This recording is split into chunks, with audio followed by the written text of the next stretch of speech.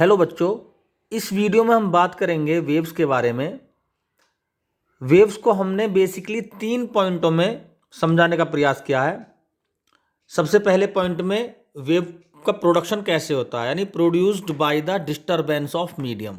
यानी पहला पॉइंट कह रहा है कि अगर हम किसी मीडियम में कुछ डिस्टरबेंस कर दें तो वहाँ पर वेव प्रोड्यूस हो जाती हैं। जैसे शांत पानी में पत्थर फेंक दो तो वहाँ पर वेव क्रिएट हो जाएंगी।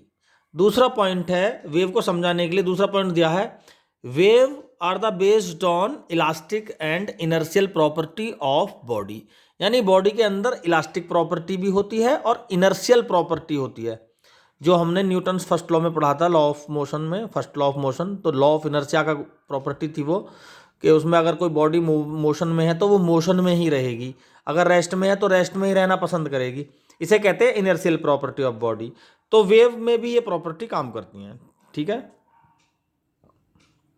तीसरा पॉइंट है, वेव में क्या होता है, transfer of energy from point two point in medium. यानी मीडियम के अंदर पॉइंट टू पॉइंट एनर्जी का ट्रांसफर होता है। तो हम इन तीन पॉइंटों से वेव को एक्सप्लेन करेंगे।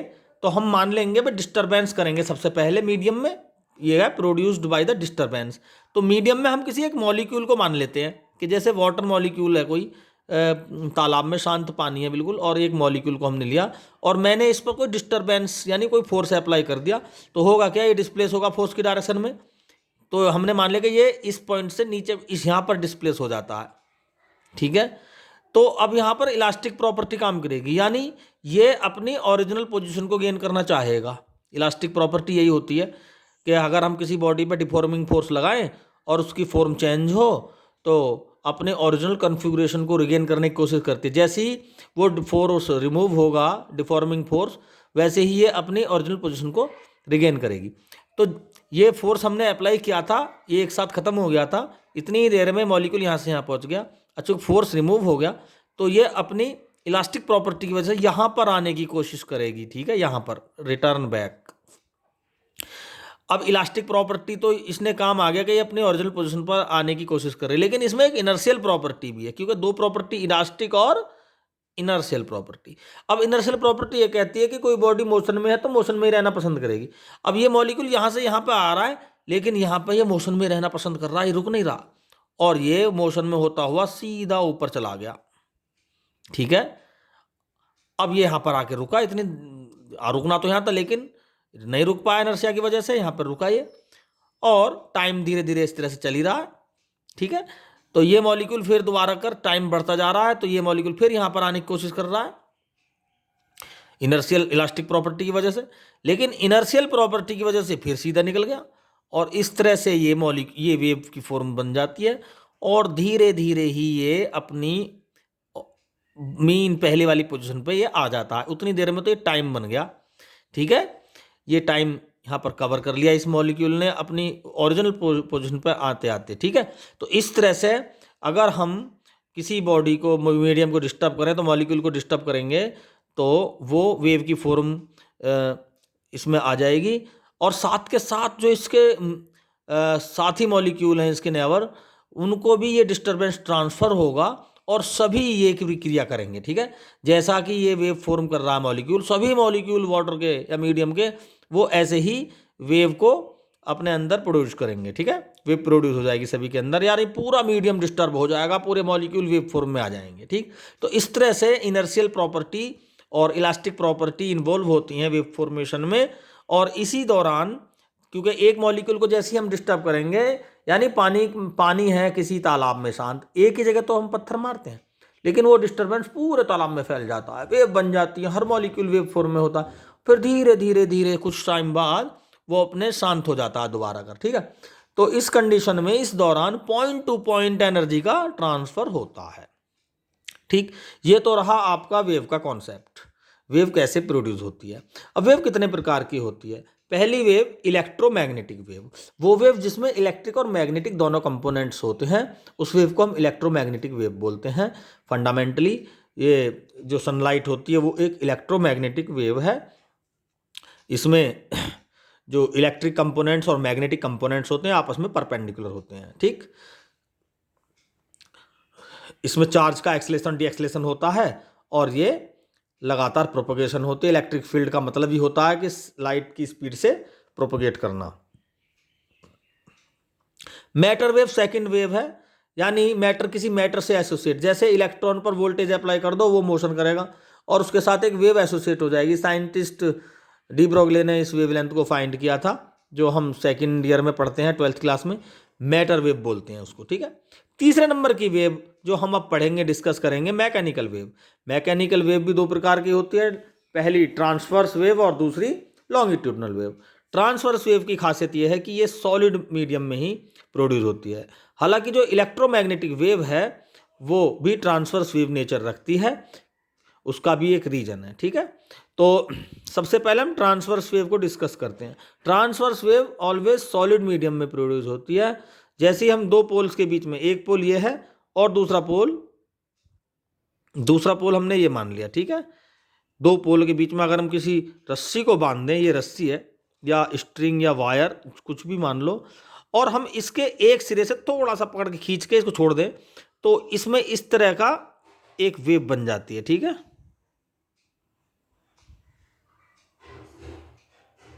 क्लियर? ये वेव बन जाती है। इसी वेव को हम ट्रांसवर्स वेव बोलेंगे। हमने देखा भी होगा, रस्सी बांध दो और दो पोल्स के बीच में और एक तरफ से झटका मार दो तो उसमें एक लहर उत्पन्न होती है, वही ट्रांसवर्स वेव है। इसमें मॉलिक्यूल्स जो होते हैं मीडियम के, वो डायरेक्शन ऑफ प्रोपगेशन तो ये हो गई, इसके परपेंडिकुलर क्या करते हैं, प्रोपगेट करते हैं। क्लियर? इसकी वेलोसिटी हम बात करेंगे। वेलोसिटी जो होगी इस वेव की, ये टेंसर पे डिपेंड करेगी कितना टाइट बंधा हुआ है वायर, और इसका मास पर यूनिट लेंथ, यानी m बराबर m/l, total length of string और मास इसका भी अंडर रूट, ठीक है। इसको हम T upon mass volume into density, volume को πr² into L into D कह सकते हैं, ठीक है, और अंडर रूट, एल को यूनिट मान रखा है तो V बराबर हो गया T upon πr² D, density of string, ठीक है, πr² डी। ये फॉर्मूला हो गया वेलोसिटी का इसका। ये है ट्रांसवर्स वेव। सेकेंडरी बहुत इंपॉर्टेंट वेव है लॉन्गिट्यूडनल वेव। लॉन्गिट्यूडनल वेव किसे कहते हैं? लॉन्गिट्यूडनल वेव पहले तो सॉलिड, लिक्विड, गैस तीनों मीडियम में भी प्रोड्यूस हो जाती हैं। इनकी खासियत क्या है, ये ट्रांसवर्स वेव से कैसे डिफरेंट है? इनमें सबसे पहले मॉलिक्यूल जो प्रोपोगेट करेंगे वो वेव प्रोपोगेशन की डायरेक्शन में करेंगे। ये वेव प्रोपोगेशन डायरेक्शन है तो इसी डायरेक्शन में मॉलिक्यूल्स भी क्या करेंगे, प्रोपोगेट करेंगे। होता क्या है इसमें, हमें कंप्रेस हो जाती है, कभी तो वेव ऐसी लगती है जैसे कंप्रेस हो रही हो और कभी ऐसा लगता है जैसे फैल गई हो। जहाँ पर मीडियम के मॉलिक्यूल की डेंसिटी, एक्चुअली लॉन्गिट्यूडनल वेव एक प्रेशर वेव है, ठीक है, जहाँ पर डेंसिटी ज़्यादा है, ठीक है, वहाँ पर हमें कंप्रेशन मिलते हैं। वहाँ पर इनके जो ये सुकड़ी सी लगती है, कंप्रेस हो जाती है वेव। कहाँ पर? जहाँ पर डेंसिटी ज़्यादा है मीडियम की, और जहाँ पर डेंसिटी कम है वहाँ पर ये फैल जाती है। तो फैलने को रेयरफैक्शन बोलते हैं, कंप्रेशन को C से डिनोट करते हैं और रेयरफैक्शन को R से। तो कंप्रेशन, रेयरफैक्शन, कंप्रेशन, रेयरफैक्शन, ये डॉट डॉट से हमने कंप्रेशन, और इन बड़े डॉट डॉटों से जो जिनके बीच में ज़्यादा स्पेस है वो रेयरफैक्शन से शो हो रहा है। यहाँ पर भी जो ये डैश हैं इनके बीच में डिस्टेंस कम है तो कंप्रेशन, और डिस्टेंस ज़्यादा है तो ये रेयरफैक्शन को शो करती है। जो साउंड वेव है वो लॉन्गिट्यूडनल वेव का एग्जाम्पल है। जैसा हम जानते हैं कि जो लॉन्गिट्यूडनल वेव है वो सॉलिड, लिक्विड, गैस तीनों ही मीडियम में ट्रैवल कर सकती हैं और प्रोड्यूस होती हैं, तो साउंड वेव भी सॉलिड, लिक्विड, गैस तीनों ही मीडियम में प्रोपगेट होती है, ट्रैवल कर सकती है। साउंड वेव स्पेस में ट्रैवल नहीं कर सकती। इसका मतलब लॉन्गिट्यूडनल वेव जो होती हैं वो स्पेस में प्रोड्यूस नहीं हो सकती, क्योंकि longitudinal wave solid, liquid, gas in तीन मीडियम में प्रोड्यूस होती हैं, ठीक है। साउंड वेव क्या है, एक लॉन्गिट्यूडनल वेव है और वो स्पेस में नहीं ट्रैवल कर सकती, उसके लिए एक मीडियम की रिक्वायरमेंट होती है। यानी लॉन्गिट्यूडनल वेव क्या है, मीडियम में एक डिस्टर्बेंस है। जैसे पानी में पत्थर मार दो वेव बन जाती है, लॉन्गिट्यूडनल वेव होगी, ठीक। तो इनकी वेलोसिटी कैसे हम फाइंड करेंगे, डायरेक्ट फॉर्मूले से करेंगे, इसका कोई डेरिवेशन नहीं है 11th स्टैंडर्ड में। तो सबसे पहले सॉलिड मीडियम देखते हैं। सॉलिड मीडियम वो मीडियम जिसमें जैसे क्यूबॉइड हो या क्यूब हो, लंबा चौड़ा मीडियम हो सॉलिड, तो उसमें जो वेलोसिटी होगी b + 4/3 eta upon d, density, ठीक है। b बल्क मॉडुलस वॉल्यूम और volume stress, volume strength based है ये रिजिडिटी होती है, कोफिशिएंट ऑफ रिजिडिटी इन पर डिपेंड करता है। और अगर सॉलिड एक वायर की फॉर्म में है तो यहाँ पर यंग मॉडुलस अपॉन वायर की डेंसिटी का अंडर रूट, इस पर, इस फॉर्मूले से हम उस कंडीशन में वेलोसिटी फाइंड करेंगे। अगर मीडियम लिक्विड है, ठीक है, तो बल्क मॉडुलस इलास्टिसिटी और डेंसिटी, इनके रेशो के अंडर रूट को हम यहाँ से डिफाइन करेंगे। और फोर्थ नंबर में जो गैस है, ये बहुत इंपॉर्टेंट है। गैस में जो वेलोसिटी होगी वो भी जो वॉल्यूम स्ट्रेस, वॉल्यूम स्ट्रेन, यानी बल्क मॉडुलस और डेंसिटी के रेशो के अंडर रूट पर डिपेंड करेंगे। लेकिन इसमें एक डिबेट हुई थी, साइंटिस्ट जो न्यूटन ने फाइंड किया था 284 मीटर पर सेकेंड साउंड की स्पीड गैस में फाइंड की थी, वो एक्सपेरिमेंटली लाप्लास साइंटिस्ट ने गलत बताई और इस फॉर्मूले को उन्होंने अपने दूसरे थोड़ा सा उसमें चेंज किया और फिर इस फोर्थ फॉर्मूले को ड्राइव किया। तो ये अभी फोर्थ फॉर्मूला यहाँ इनकम्प्लीट है। तो लाप्लास ने न्यूटन के फॉर्मूले में करेक्शन किया, जिसे हम लाप्लास करेक्शन बोलते हैं। इस पॉइंट को हम डिस्कस करेंगे नेक्स्ट वीडियो में, यानी इस फॉर्मूले को हम सही से नेक्स्ट वीडियो में डिस्कस करेंगे लाप्लास करेक्शन हेडिंग के नाम से, ठीक है। तो इस तरह से हमने इस वीडियो में वेव के कॉन्सेप्ट को समझा। इंट्रोडक्शन ऑफ वेव में 3 पॉइंटों से हमने वेव को समझाने की कोशिश की, जिसमें हमने 3 प्रकार की वेव बताई। और तीसरी वेव जो मैकेनिकल वेव है, इसमें ट्रांसवर्स वेव और लॉन्गिट्यूडनल वेव को हमने क्लासीफाई किया। और ट्रांसवर्स वेव में परपेंडिकुलर मॉलिक्यूल परपेंडिकुलर प्रोपोगेट करते हैं डायरेक्शन ऑफ प्रोपोगेशन से। वेव की जो डायरेक्शन ऑफ प्रोपोगेशन है वेव की, उसके परपेंडिकुलर, और लॉन्गिट्यूडनल में along the propagation of wave के में मॉलिक्यूल प्रोपोगेट करते हैं, वाइब्रेट प्रोपोगेट करते हैं, ठीक है। तो इस तरह से इनकी डेफिनेशन है। इसमें थोड़ी सी टर्म जुड़ी रहती हैं वेव से, कि जैसे एम्पलीट्यूड किसे कहते हैं। जैसे मीन पोजीशन है, मीन पोजीशन से रेस्पेक्ट में टाइम के साथ साथ इसकी डिस्प्लेसमेंट बढ़ता जा रहा है। जब ये मैक्सिमम हो जाता है तो हम इसको बोलते हैं मैक्सिमम डिस्प्लेसमेंट कंडीशन को एम्पलीट्यूड, ठीक है। यहाँ पर इसकी आधी साइकिल पूरी हो जाती है और ये पूरी साइकिल, तो एक पूरी साइकिल हो गई है। इसका जितना भी टाइम लगा उसको टाइम पीरियड बोलते हैं। और ये डिस्टेंस जितनी ट्रैवल की इसने यहाँ से लेके यहाँ तक की डिस्टेंस, ठीक है, इसको बोलते हैं वेव लेंथ।